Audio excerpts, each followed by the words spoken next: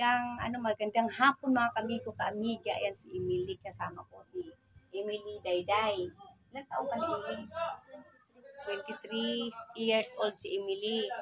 Simula nung nung namatay ang mama mo, no? Si Ate Nimpa, na Dayday. Taga Negros, Negros Oriental po sila. Tagal na po sila sa amin, mga kamigo ka-amiga. Tapos nga si Emily, hindi po siya bumababa sa bahay. Napilitan ko lang talaga na, Emily, pumunta ka sa bahay, ganito, ganyan.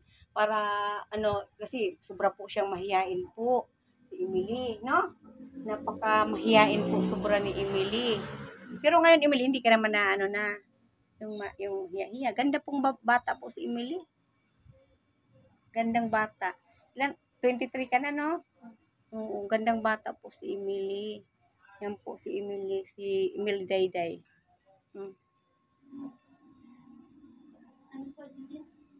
Hi po mga kamigo ka-amiga. Pasensya na po sa inyo. Kay mahihain po sobra si Emily. Amigo ka-amiga, patay dyan ang mahiya. Yan po yung anak ni Kuya John po mga kamigo ka-amiga. Si Emily. Yan.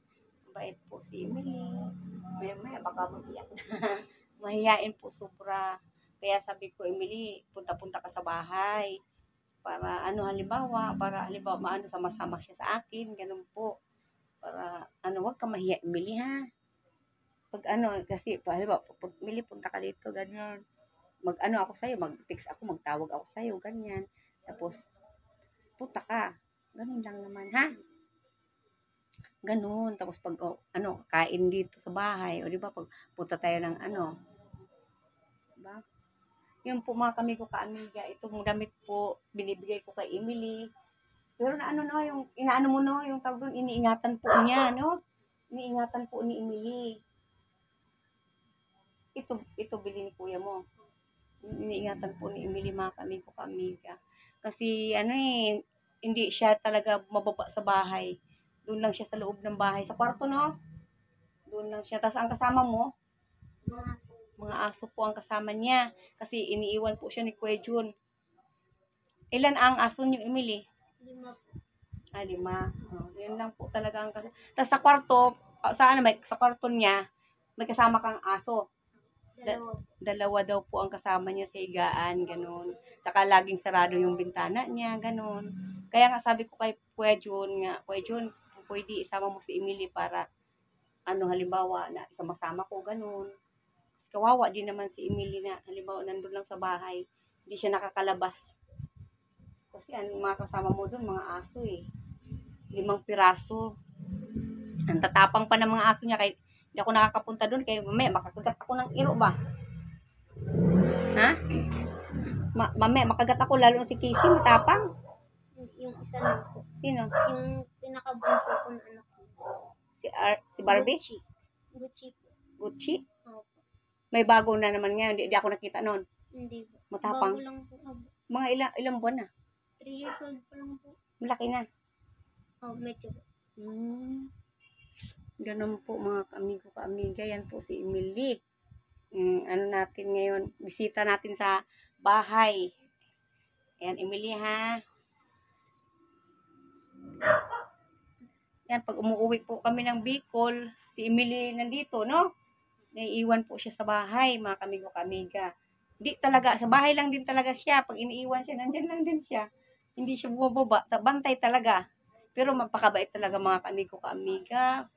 Emily talaga.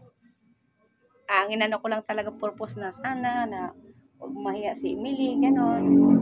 Kawawa po talaga mga kamigo ka-amiga kasi may anak din po akong babae. Di ba? Tsaka yung mama po ni Emily, malapit po sa akin. Si Tinimpa. Di ba? Mas halos pa nandito sa amin yun, si Tinimpa. Umuwi sa inyo gabi. Gabi sa kanila umuwi. Tapos yun lang. Pakabait ni Tinimpa, no? Masipag, no? Masipag yun sa Tinimpa.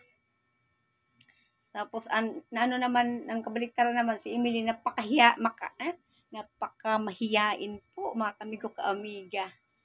Pero gandang bata. Yan, no? Gandang bata si Emily, mahiyain.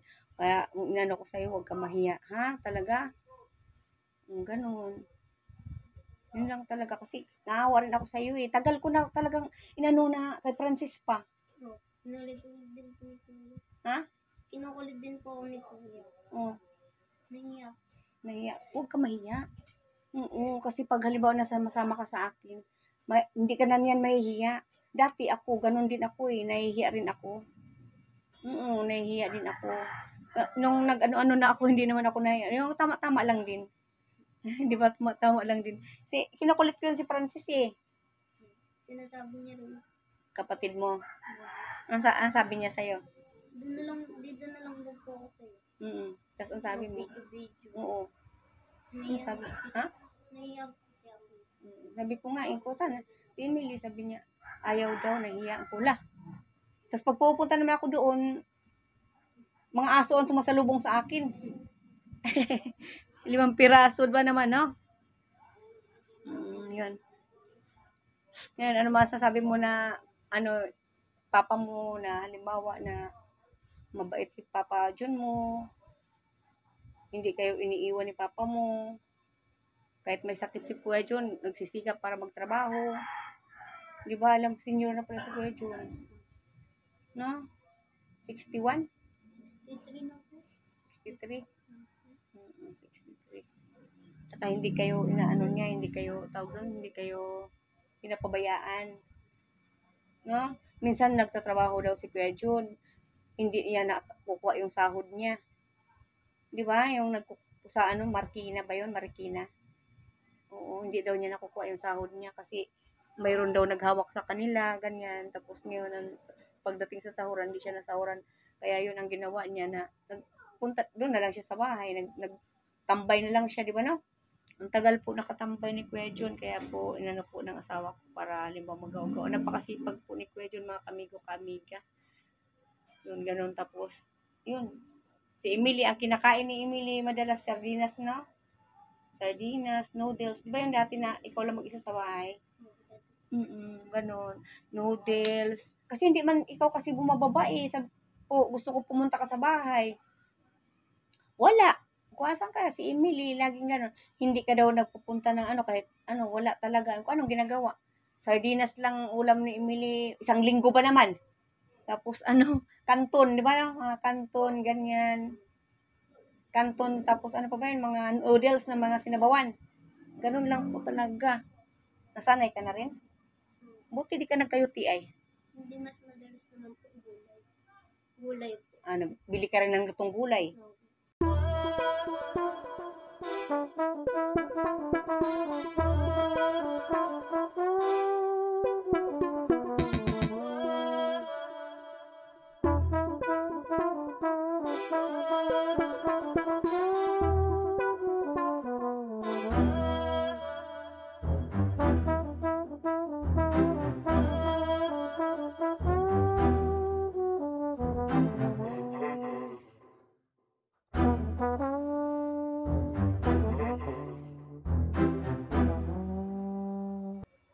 Pero madalas mo talaga, itlog.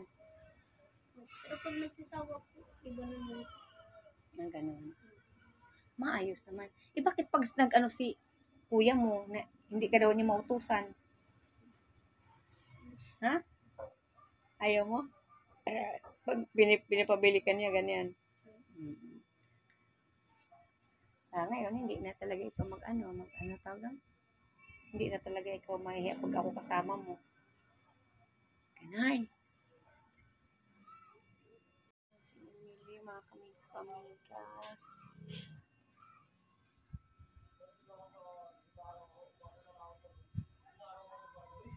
Marunong siya magmahal sa mga nabibigay sa kanyang mga gamit, mga damit. Mga damit na mga nabibigyan ko lang siya ng mga damit tuwing December, ganun lang po.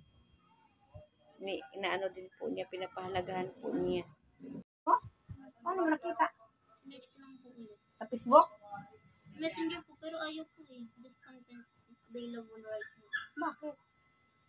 I-add mo ako. Ayaw nga po mapunta sa profile mo. Nakita mo na ako, diba? Sa Facebook. Hindi daw ako ma-search. Mahirap din pala ako ma-search. Nandiyan na ba? Sa messenger lang po. Pero hindi pwede mag-messenger. Messenger, i-chat mo ako sa messenger. Ayan. Okay na?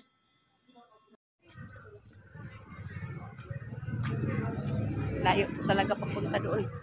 No? Ikot.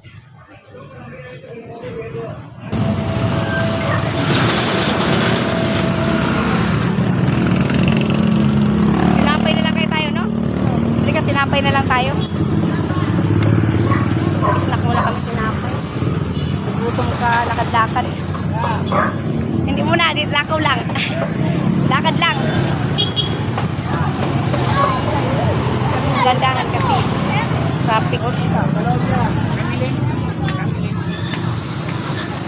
Hindi kami dito ng tinapay.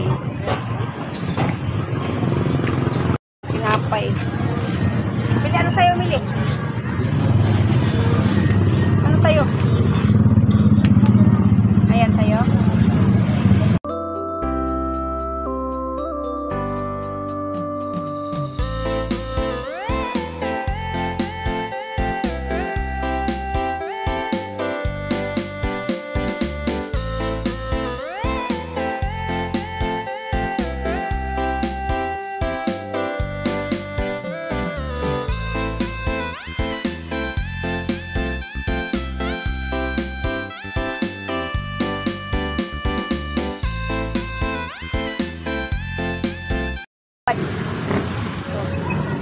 ₱10 mani. Yan, mani. Masarap yung mani, oh. Yan, mani. Ay, saan yung ano? Ano yung boss? Maliliit, boss? Ha? Saan mo kunuha? Ay, bawang lang. Okay. Halika na, Milay. Salamat. Akala ko yung maliit, malalaki pala. Mainit, oh. Ayaw mo? Ako tayo sa simbahan.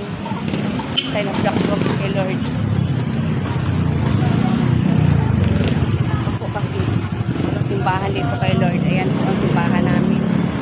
Ayan simbahan kay Lord. Sign of the cross. Ayan po si Lord. Ayan yung aming simbahan sa Epiphany of the Lord Paris, Kiko. Ito kami kay boss. Ma-upload ko sa YouTube, boss. Hindi kasi klarado si boss kaya may ilaw eh. Yan. Ang silaw na. Dito sa inyo to dito, bahay namin. Baba, ang galing oh. Ayan si boss. Shout out, boss. Shout out ka. Ano po siya ng barbecue. Wow. Bait. Oh, yun, mga kamigo-kamiga. Upload. I-subscribe po natin si, ano yun? Ano? Road Recipes. Ayan, kababayan ko po siya dito sa sa may Kiko. Magpasipag po si sir. Ayan, ano po siya ng barbecue, hanap buhay, no? Ano yan, yung ano mo lang to, yung tawag doon, yung sideline. Okay, doon na. Hindi na kami kumukuha ng... Wow, nang panggastos. Galing. Araw-araw, no? Salamat, sir, ha? Sir, pangalan mo? Road recipes. Road Recipes. Ayan. Salamat. Pero kailangan di ba kakawin ka? Video kailangan. Bakit hindi ko tawag ng video ka? Hindi ka man na, utawan mo.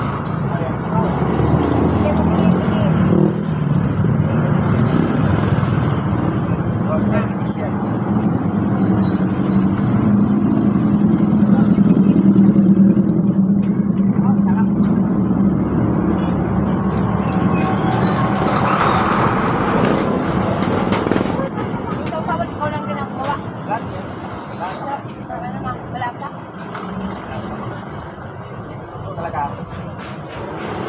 Asawa mo din ka ba doon?